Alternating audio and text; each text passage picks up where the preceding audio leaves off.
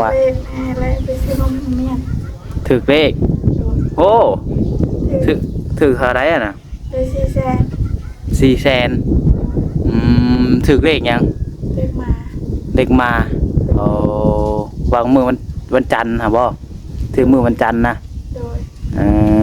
จักโตน่ะถึง2 โตบ่คือ3บ่ฮู้ฮะอ้าวไปซื้อบ่ฮู้ว่าถึงเลขจักโตแต่ว่าถึกอ้าวซื้อเลขก็ได้บ่ฮู้ว่าถึงเลขจักโตบ่แม่นเขาตัวแล้วบ่ซะแต่ว่าได้400,0005,000บ่ไม่ได้ค่อยซื้อแล้วก็บ่ฮู้เป็นพระเจ้าชื่อเลยชื่อลองซื้อเบิ่งครั้งแรกบ่โดยซื้อเลขครั้งแรกก็ถูกเลยโดยว้า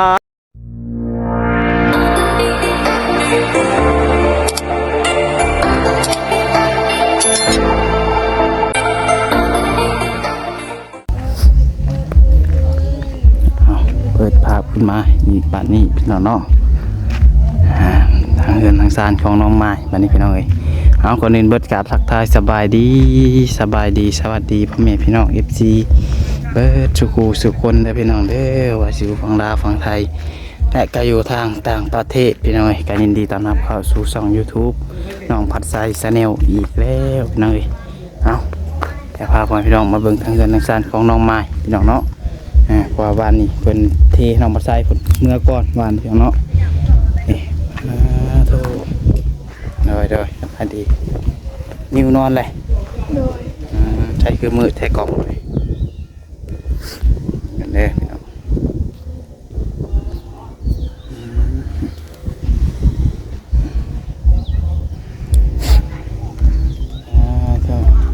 ทันทีแล้วแต่ว่านี่เนาะเดี๋ยวก่อน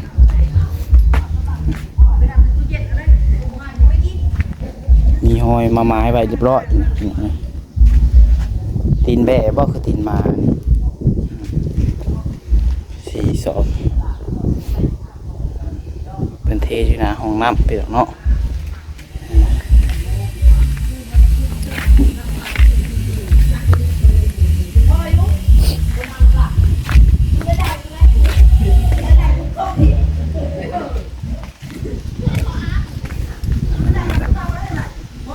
ทอดพี่น้องเอ้ย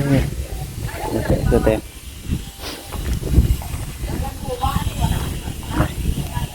นี่เด้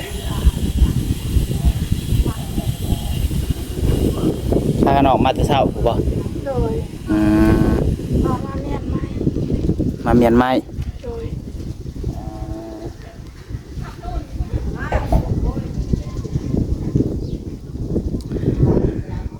บ้านนี้พอดีออกมาบนมือเลยบอกบ้านนี้ไปซื้อนมให้น้องแมวโอ้ว่าอะไรไปซื้อนมเมียนถึกเลขโอ้ถึกเท่าไรอ่ะนะไป400,000ถึกเลขยังเลขมาโอ้วางมือวันจันทร์ค่ะบ่ถึงมือวันจันทร์นะจักโตน่ะถึง2 โตบ่คือ3บ่ฮู้ฮะอ้าวไปซื้อบ่ฮู้ว่าถึงเลขจักโตแต่ว่าถึกอ้าวซื้อเลขก็ได้บ่ฮู้ว่าถึงเลขจักโตบ่แม่นเขาตัวแล้วบ่ซะแต่ว่าได้400,0005,000บ่ไม่ได้ค่อยซื้อแล้วก็บ่ฮู้เป็นพระเจ้าชื่อเลยชื่อลองซื้อเบิ่งครั้งแรกบ่โดยซื้อเลขครั้งแรกก็ถูกเลยโดยว้ามีนกับลูกแก้วว่าเลขมาไปซื้อบ้างลองซื้อเบิ่งเลขมานี่ยังพี่น้อง11 5 1 9 1บ่น้องบ่ใช้กับบ่ค่อยฮู้มันได้ดอกเรื่องเลขนี่แต่ก็ซื้ออยู่ดนเถื่อพี่น้องแบบว่าฟันนี่ได้400,000ก็น่าจะ2 โตได้ถึง5,000บ่จะซื้อฮะโดยเพราะว่า1,000นี่คะแนนว่าเลข3 โตนี่1,000มันสิได้650,000 1,000น่าจะ ถือ2โตวหัว2โตวนี่1,000มันได้90ก็สิคือกันเบิดนั่นแหละเลขลาวแล้วว่ะ เป็น80,000นึง 80บ่อยู่พี่ โดย โอ้85 404แสนเนาะแม่นแหละ85 40กันคือเลข2โตวแล้วแต่บางบ่อนก็90เนาะ โดย บางบ่อนก็95พี่น้องเอ้ยแล้วแต่แม่เพิ่นรับซื้อเลขครั้งแรกก็ถือซ้ำเนาะ โดย โอ้สู้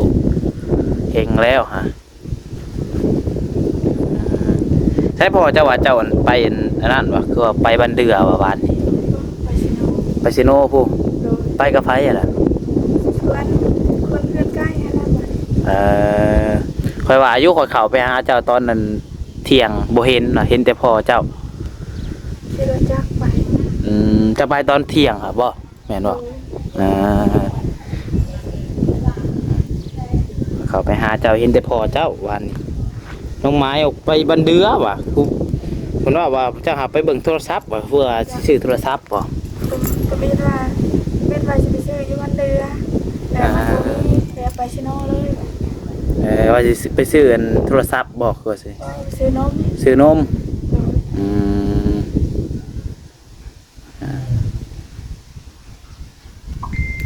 ว่าสิไปซื้อโทรศัพท์เจ้าบ่ได้มีโทรศัพท์ติดบ่ นี่ มีอยู่ โดยแปลงตัวเก่า ติดอยู่เนาะ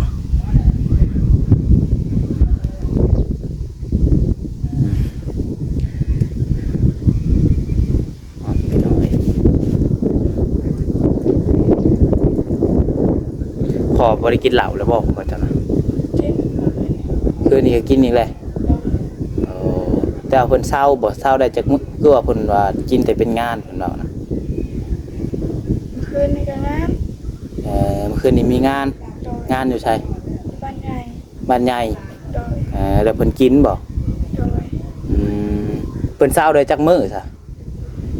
บ่ได้เช้าตั้งแต่กินตั้งแต่มื้อนั้นแล้วก็กินต่อมาเรื่อย บ่ได้เศร้าจักมื้อเลยบ่ก็เล่าเว้าอันคอยถาม ๆ เรา เช้ามื้อชื่นนั้นลุกบ่ได้ เอ่อ เมื่อวานนี่กินวัน วานนี้ก็กินตอนแรง โดย อืม ได้เงินขายผ้าได้หวาน กินเมื่อคืน กินเมาบ่ตอนนี้ยังบ่ได้ลูกซ้ำมาจักอะ นะ ยังบ่ลูก โดย เอ้ยเนาะคอยถามเพิ่นว่านี่ฮะอันเข้าไปให้เพิ่นว่าบ่ได้กิน2มื้อแล้วพุ่นน่ะบ่ได้กินเหล้า2มื้อแล้วกินก็กินแต่เป็นงานพุ่นเนาะฮะแต่ว่ากินอยู่เนาะ โดย แต่เราขี้ตัวนะนี่ อืมแต่เบิ่งอะแล้วชูเจ้ากันแล้วเราเมากับบ่ซอแล้วไปเราอยู่ผู้เดียว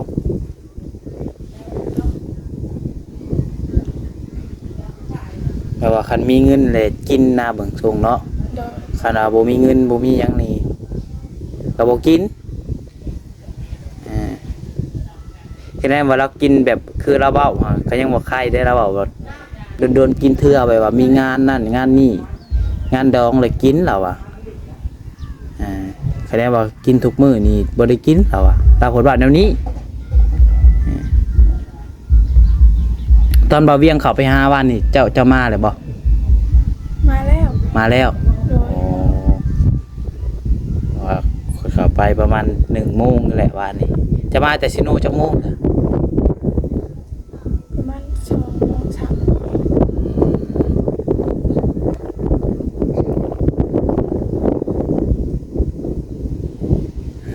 ไม่ได้ฉันหนีไปใส่เพิ่นเบิดแล้วบ่ ยังมีน้องเทชายแดนนี่ขายาน้องนิ้ว หนีขายาใส่เบิดแล้ว โดย โอ้ยังแต่หนีน้องเทบัดนี้เท่าไรก็ดีน้องเท 2,000 ปลายแหละ 2,000 ปลาย โดย มัน1,000ต่อจักร้อยกับเพิ่นเอาดอกจื้ออยู่บ่ 1,000ก็200 200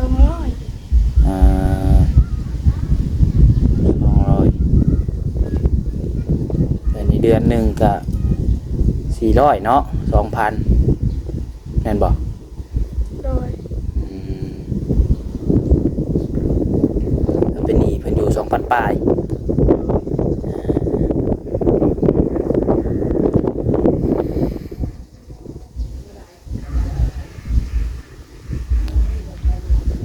เพิ่น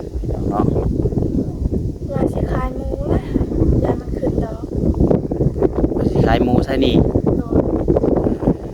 ย ขายก็ได้เท่าไรหมู ได้ตัวละล้าน ตัวละล้าน หาเงินเติมใช้ หมูหาเรียกดนแล้วบ่ซะ โดนเติมแล้ว ซื้อมานํเขาบ่ตอนนั้นเพิ่นได้ โดยซื้อมาตอนนั้น600,000 600,000 ตัวละ1,000ซื้อมา อืม 2-3 เดือนแล้ว แต่ว่าสิขายบาดนี้ โดยฉันบ่ขายบัดดอกมันสิขึ้นมันสิเบิ่งไปบัดแห้งหลายดอกมัน อืม น้องเพกอะบ่ได้ โทรไปบัดหายซ้ โทรไปก็ให้ ำโดย เอาคือว่าได้ยินพอจะว่าเพิ่นสิมาแล้วบ่ นี่เพิ่นว่าสิมาแต่ว่ากูมาเฮ็ดหยังเงินก็บ่มี อืมเพราะว่าดอกไปเฮ็ดงานเพิ่นบ่ได้เงินเนาะบ่แม่นเพิ่นตัวบ่ข่อยว่าเนาะยันได้อยู่ก็ว่าบ่ได้ยันเอาเงินไปหลินไปกินเบิดไปจักยันตัวนะ เพิ่นว่าบ่มีบ่งโอนผัดโทรถามคนเฮ็ดงานอยู่นำกันว่า มันบ่อยากให้ อืมแต่ว่าได้อยู่เงินหั่นเนาะ โดย เอ่อคือว่าไปเฮ็ดเวียกบ่ได้เงินซะดอกญาติขึ้นกับน้องเทเพิ่นเองซะตัวนี้นี่ญาติเพิ่นนั้นเอาเงินไว้ดินไว้กินหั่นแหละตามภาษาวัยรุ่นเนาะคันว่าบ่พากเงินมาให้กับบ่สร้างหนี้สร้างสินให้ก็ยังบ่คายได้เนาะ อันบ่ให้เงินให้ค้ำไปหาเงินกับพี่น้องเอ้ยอันนี้บ่สร้างหนี้ให้พ่อผู้ที่อยู่นี่แหละพี่น้องเนาะก็ทุกข์ใจอยู่แล้วดอกมันขึ้นทุกมื้อบ่แม่นว่าอันยืมเพิ่นมาแล้วบ่มีดอกคะแนนว่ายืมเอ้ยน้องตัวเองแบบเอ้ยน้องก็พอมีแน่นี่ก็คายอยู่เนาะแต่ว่าใช้ยามใดก็ได้นะพี่น้องเอ้ยแต่ว่านี่เพิ่นยืมออกดอก ตอนไปแบบเขียวให้ไปยืมบัดไปยืมให้แล้วบัดบ่มีเงินให้เขา อืม มันสิได้เงิน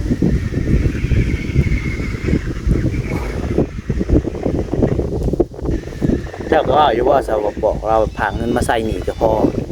บอกแล้วมีแต่ว่าบ่มีแล้วก็ว่างโทรศัพท์ โอ้แนวเพจกันแล้วเนาะขนาดนั้นยันให้เราบอกเราว่าผางมาใส่หนีต้นยืมนั่นว่าสิบ่ผางมาให้ใส่กับผางมาใส่หนีแล้วก็พอว่าสิหาเงินใส่หนีต้นเอาไปหั่นน้องปลาใบโดนผลแห่งขึ้นดอกทุกมือได้เนาะแบบนี้ โดย 2,000 บาทก็ว่าก็นับเป็นเงินกะ 2,000 กว่าพี่น้องเนาะรายต่ำๆ 2,500 ซะเพราะว่ามันอันนี้ก็เดือนปลายแล้วเนาะ โดย 2,500 เอา2,500กับล้านปลายบ่ได้พี่น้องเนาะล้านห้าผู้บ่จักว่า 2,000 กับล้าน2ล้าน3ล้าน5ล้าน6ผู้แล้วพี่น้องเอ้ยสมมุติว่าขายหมูก็ได้แต่ล้านหนึงบ่พอคือเก่าเนาะ โดยหาเติมใช้ เงินติดโตวกับมีอยู่บ่ซะตอนนี้ มีอยู่3-4แสน อ๋อ เหลือซื้อนมกับใช้หนี่เงินตัวเบาเรียกเอาให้ อืม ใช้หนี่ก็ล้านปลาย อืมเงินตัวเบายังให้เงินนั้นน้องน้ำอะไรเนาะ โดย เพิ่นบ่ได้ว่าอะไรบ่ซะน้องน้ำ น้องน้ำว่าน้องน้ำก็เฮ็ดงานประมาณบ่เดือนนี้ก็ได้มาแล้วเพราะว่าเขาเจ้าสิปิดร้านมาแล้ว อืม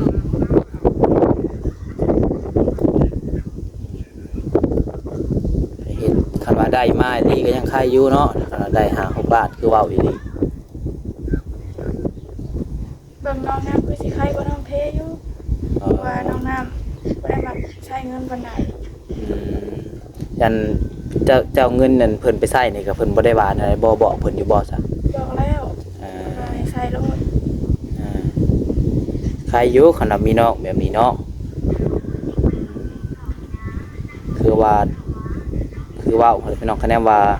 บ่หาเงินให้ใช้ก็บ่หาหนี้มาให้ก็พอเนาะ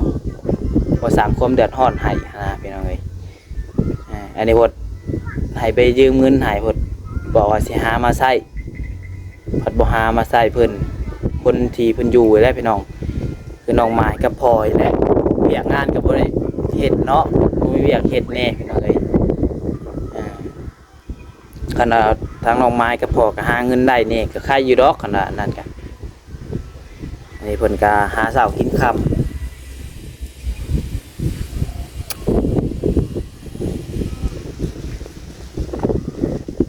เขากินกันหมดแล้ว ข้าวเบิดเลย โดย เบิดเกลี้ยงเลยบ่คือว่ายังได้กินอยู่ ยังประมาณถ้วยได้อยู่30 เอาเดี๋ยวสิบอกทำเอาเวียงให้ซะมื้อเทื่อบอกทำเอาเวียงทางตุซีดให้คือว่าเพิ่นมาเขาเจ้าก็บอกเพิ่นนำ โดย ว่าบางเทื่อทางบ่าวเวียงกับตุซีดเพิ่นยังมีงบอันนั้นเพียงเนาะขาดหยังก็ขาดได้แต่ว่าขาดข้าวนี่ห่วยอยู่บ่ได้เนาะมันบ่มีอีหลีก็ต้องได้หาซื้อแถวบ้านนี่แหละเพิ่นขายแนวได้แถวบ้านนี่ ซื้อขายก็ได้ แล้วแต่เฮามีเงินสิซื้อ โดยฉันซื้อเองได้ซื้อประมาณ3-4 แสนครึ่งหนึงเลยว่า เครื่องซอก 10 โล อืม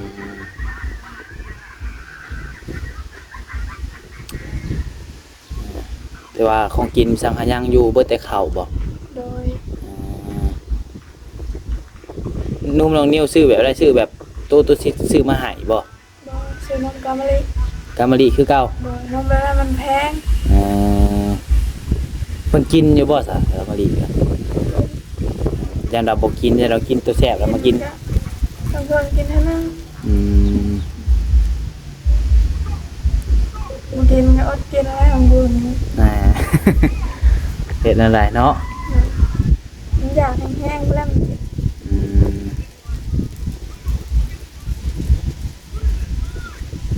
เงินก็ยะพี่น้องเอ้ยผู้อยู่บ่ซะทางตุชิตเพิ่นบอกแล้วบ่มื้อใดสิขึ้นเดือน บอกแล้ว มื้อใด เวลาวันจันทร์ วันจันทร์สิมานี้ โดย ที่แรกว่าสิขึ้นมื้อนี้แม่นบ่ โดยแต่มันบ่ทัน วันจันทร์พี่น้องเอ้ย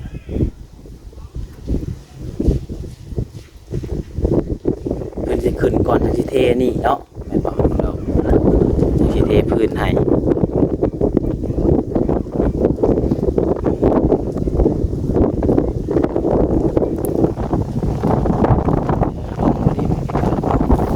นางเรือน้องไม้นี่เพิ่งจะรับพี่น้องเอ้ยลมเย็นแน่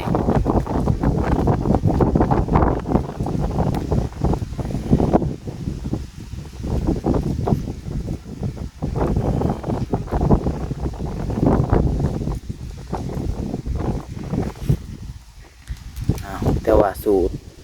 ต่อไปเนาะความเถื่อมี FC ทางน้องปัสไซอยากซอยเรือทางน้องไม้พี่น้องเนาะก็ติดต่อหาน้องปัสไซได้พี่น้องเอ้ยหลักๆตอนนี้นี่อยากใส่หนีบ่อยากใส่หนีให้น้องเท โดย กับข้าวกินอะไรเนาะตัวสำคัญแน่พี่น้องเอ้ยสำคัญแน่ก็ข้าวพี่น้องเนาะที่ว่าขาดบ่ได้เลยตอนนี้ข้าวเพิ่นก็เบิดแล้วพี่น้องเอ้ย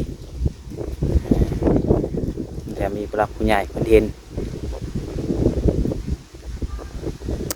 มีแต่ว่าปานนี้ประมาณนี้แหละพี่น้องเนาะก็สู่ต่อไปทางน้องไม้ก็กดเอาจังหวะก็ได้มาอยู่พี่เลยเนาะคันขึ้นเฮือนนี่สิมานอนอยู่พี่เลยบ่ ป้ายพออยู่ผู้เดียวบัดนี้ น้องพีนเป็นมือพอเมาเป็นมือพอเมาก็ไปเอาน้องพีน ถ้าน้องหินมานอนน้ำอยู่น้ คืนนี้ก็เมายังเอาน้องพีนไปบุญแล้วบ่ให้ไป ำ ยามไปป้าอยู่บุญแยังมีเห็นข่าวว่าโจรจับเด็กน้อยใช่ไหม แม่นและช่วงนี้ อยู่เซโนวานนี่ก็คือว่าเด็กน้อยหายวานนี่ก็เห็นเพิ่นประกาศลงเฟซว่าเด็กน้อยหาย คนหนึงอยู่เซโนค่ะมีแต่ระมัดระวังเอาลูกหลานน้องนุ่งก็บ่ให้ห่างไกลจากสายตาเฮาแหละเขาจับไปเพิ่นแล้วได้เนาะจะสิเลี้ยงง่ายสำนี้พี่น้องเอ้ยเนาะเบิดเงินไปเท่าไหร่เนาะ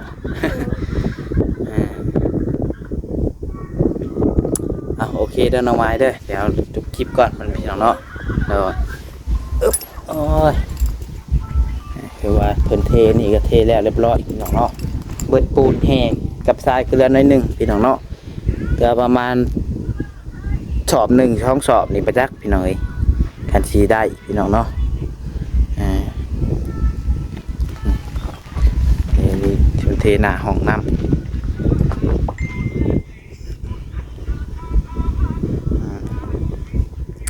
เอาโอเคพ่อแม่พี่น้องเนาะแต่สำหรับคลิปนี้น้องผู้ชายก็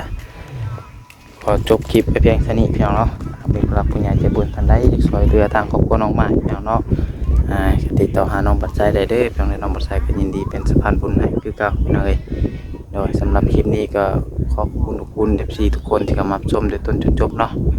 เอาไปพี่น้องเป็นกำลังใจกดไลค์กดแชร์ในพี่น้องคนละ1 ไลค์ 1 แชร์ขอกล่าวคำว่าสบายดี